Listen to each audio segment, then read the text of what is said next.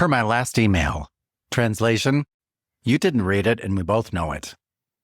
Somebody sent you something today that was polite on the surface, but had a knife in it. You read it 4 times and you still can't prove anything. Here's the sentence that ends it. Warm, sincere, no edge at all.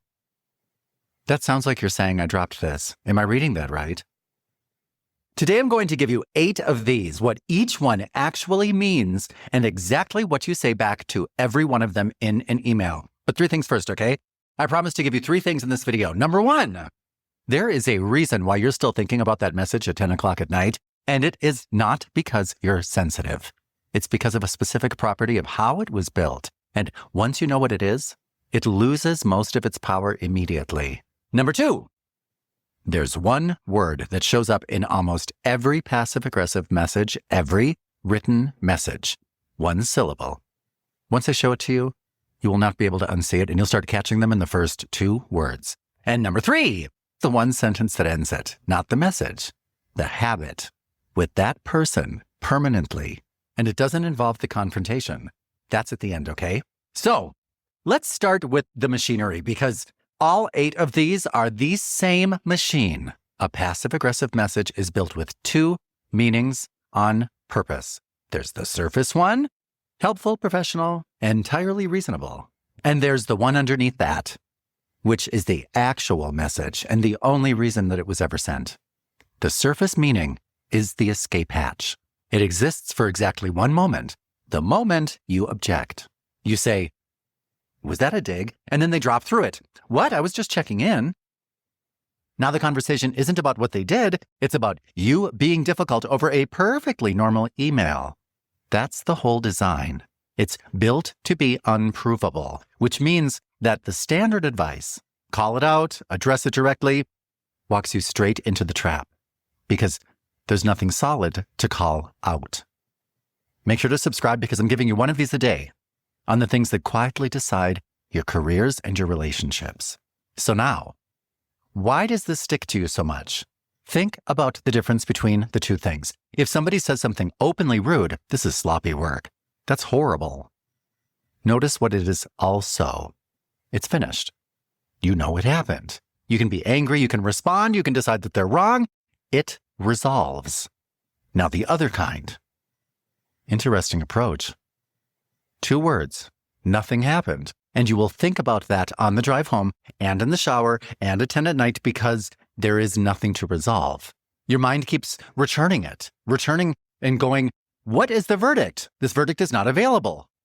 An unresolved threat occupies you far longer than a settled one. A clear insult you can put down. An ambiguous one you carry. That's what I call the splinter. Now, this is the part that should change how you feel about it. That is not a side effect. That is the product. The ambiguity is not them being cowardly about a real message. The ambiguity is the message. It's designed to stay with you, working long after they've stopped thinking about it entirely. So, when you catch yourself rereading it for the 5th time, trying to work out whether you're imagining it or not, you are not imagining it. That's what it was for. So now, the word, and I'm sorry in advance because you're about to start seeing this everywhere. Just checking in. Just to be clear. Just wondering if you'd had a chance. Just thought I'd flag that. No worries if not, just thought I'd ask. 1 syllable. And it's doing an enormous amount of work, don't you think? Just is the escape hatch, pre-installed. What it says is, this is small, this is casual, I'm barely even mentioning it, which is precisely what somebody says when the thing is not small and they are absolutely mentioning it. So here's your test. And it's instant. Take the just out and see what's left. Checking in, to be clear. Wondering if you'd had the chance. It's a lot colder, right? That's the real temperature of the message. And now you can see it because you're removing the thing that was there to hide it. And I want to be fair, sometimes just is genuinely just a just. Plenty of people write it out of habit and they mean nothing by it. I know that, but use it as a flag, not a verdict, okay? But once you start flagging, you will be right more often than you'd like. So, let me give you the 8. Phrase, translation, and what you say. Number 1. per my last email. Translation? You didn't read it and we both know it. Reply, yep, I've got it. Do you want the short version here or should I resend? Cheerful. Zero acknowledgement of the tone that they used. Number 2, just checking in. Translation, you are late and I'm creating a record. Reply, on track for Thursday. Anything else you need? That's the literal yes. Answer only the surface question, completely and warmly, and you've given them absolutely nothing to work with.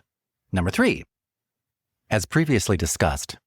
Translation, I'm building a case that this is your fault. Reply, right, and here's where it stands now. Note what you didn't do. You didn't argue about what was previously discussed. That's the fight they set up. Skip it and just go to the present. Number 4, happy to help if you're struggling. Translation, I don't think you can do this. Reply, thanks, I'll shout out if I need anything. Warm, short, and it declines the frame entirely. You're not struggling, so there's nothing to accept. Number 5, interesting approach. Translation, I think this is wrong, but I'm not going to say so out loud. Reply, say more about that. Sincere, curious, no edge. They now have to produce an actual objection or admit that they do not have one. Number 6, no worries if not. Translation, there are a lot of worries. Reply, ignore the disclaimer entirely and just answer the actual request. Yes, Friday works. The disclaimer, that was just decoration. If you treat it as real, you will tangle people up. Number 7, just to be clear. Translation, you were unclear and I would like that on the record. Reply, good. Let's get it exact. Here's what I understood. Now you have agreed with them so completely that there is nothing left to push against.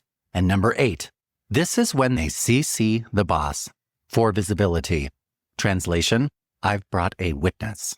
So here's your reply. Happy to sort this, dropping the wider group so that we don't fill inboxes. That's the written reset. And it's the most useful one here because the audience was the entire tactic there. If you remove the audience politely with a reason that nobody can object to, the move stops working. And if they add the boss back, now that's visible and it's theirs to explain. Now, I just want one thing from you now before we move along, okay? In the comments, please write the phrase in your workplace, the one that everybody knows, the one every office has. I just want to collect them all because I read these and I'm telling you why I'm asking. Some of the best material that I have ever taught comes out of the comments section. And this is exactly the kind of thing that people are really brilliant at. So please leave me your comment, your phrase in your workplace, especially when they're written, because there's a reason. There's a reason why people write things.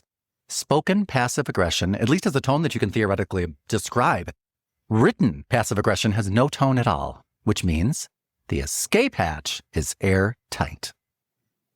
I don't know how you're reading that. It's a normal message. And on the page, it is. But writing can cut both ways. And here's the part that people miss. A written dig sits there permanently, in their own words, time-stamped. Spoken ones, they evaporate. Written ones accumulate. So never respond in kind. Not once, because yours accumulate too. And yours is the one that will be read back to you in a meeting someday. Warm and boring in writing, always. It's the only version of you that will age well. Make sure to subscribe if you think this is useful, because remember, I put out one of these a day, and I want you to get them, and it would be great if you could support this channel. Now the master key.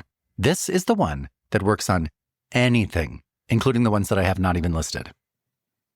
That sounds like you're saying I dropped this. Am I reading that right? That's daylight. And everything depends on how you say it. Completely sincere, genuinely checking, not, gotcha. The second there's any edge on that, you have become the aggressor, and they get to be reasonable. Here's why it dismantles the whole machine. You have taken the meaning that was underneath, and you have said it out loud in plain words, in a neutral voice. And now it's in the room where everybody can see it. 2 exits, and both are fine for you. They say, no, that's not what I meant. Good, that's a retraction. They can't use it again. Or they say, well, kind of. That's even better, because now you're having a real conversation in daylight, which is the only one that you can actually win. You never accuse them of anything. You just ask whether you had understood. And the reason that this works permanently is because it makes the tactic expensive. Passive aggression is chosen because it's cheap. I mean, it has all of the hit, but none of the exposure. When you use this, you make it cost something for them every single time. People stop doing it within about 3 rounds, and nobody ever has a difficult conversation. And one more for the one that you're still carrying, because sometimes you don't catch it in the moment. You say nothing, and then 3 days later, it's still there. You know what I'm saying? You can still close it later, in private. Just calmly say, "Earlier you said X. I wasn't sure how to take that. What did you mean?" Or you can also write that. That's the close. Most people never do this because it feels like we're admitting that it gets to us. But remember the splinter? The thing that keeps working on you because it's never solved or resolved? Remember that? This resolves it. You get an answer, or you get a retraction, or you get an awkward nothing. Any of the 3 ends it, because now you know something rather than wondering something. I wasn't sure how to take that is the whole sentence, by the way. You can say it, you can write it, it's honest, it's not an accusation, and it is unarguable. Nobody can tell you that you were sure. And you'll find more often than you expect, the answer is genuinely nothing. They were having a bad day. They wrote a sharp sentence and they forgot about it inside of an hour, when you carried it for 3 days, and they never carried it at all. That's the most common outcome by a distance. One last thing, and this is not tactical. Here's what I have come to believe about passive aggression. And I've watched it in every organization I've ever worked with. It's what people do when they do not feel safe being direct. Nobody who feels able to say, "I'm annoyed about that deadline," writes, "Just checking in," with an exclamation point. That phrase costs more effort, not less. It's the language of someone who wants to register a complaint but has decided, often correctly, based on real experience, that saying it plainly would go badly for them. Which doesn't make it fine. I'm not saying that. You still get to close the loop. But it does mean you're not looking at someone powerful. You're looking at someone who has decided that direct is dangerous. And here's the part that matters. And it's the whole reason that I wanted to make this one. You can be the person in that building who is direct and kind at the same time. It's much rarer than it sounds. Most people believe that those things are opposites, that you're either nice, which means indirect, or honest, which means blunt. They're not opposites. They're the same skill. It's just that almost nobody has developed both. When you develop both, something happens around you. People stop hedging with you specifically. They start bringing you the real thing first because you have made it safe to be plain. And safety, it turns out, is the only thing that ever cures this. You don't fix a passive-aggressive culture by catching people. You fix it by being someone nobody has to be careful or passive-aggressive around. So the next time something polite lands with a knife in it, that sounds like you're saying X. Am I reading that right? On track for Thursday. Anything else you need? That was me. What do you need? Happy to sort this. Dropping the wider group so that we don't fill in boxes. Earlier you said X. I wasn't sure how to take that. What did you mean? Take out the just.